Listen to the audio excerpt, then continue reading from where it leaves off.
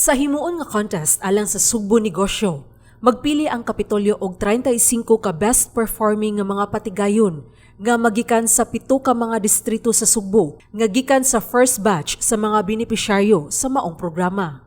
Ang 35 pilion gikan sa kinatibuk-ang 270 ka mga benepisyaryo nga napili nga champions gikan sa 7 ka distrito.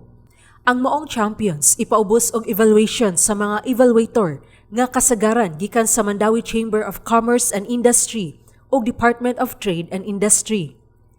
Kini nga mga evaluator mao'y nagsilbi usab nga mga mentor sa mga benepisyaryo nga naggiya nila aron mulambo og mulahutay ang ilang mga patigayon.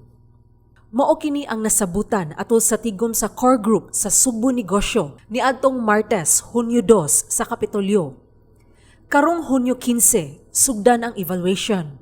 Matud ni Gobernador Gwen Garcia, ang 35 ka best performing businesses i-anunsyo atol sa kasaulugan sa ika-452 nga founding anniversary sa lalawigan sa Sugbo karong Agosto 6. 7 districts, you have 35.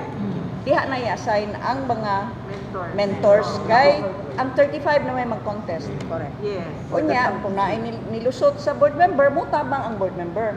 Kung naay nilusot sa iyang champion, appeal siya atong team. Yan na, ana. That's how you'll do it.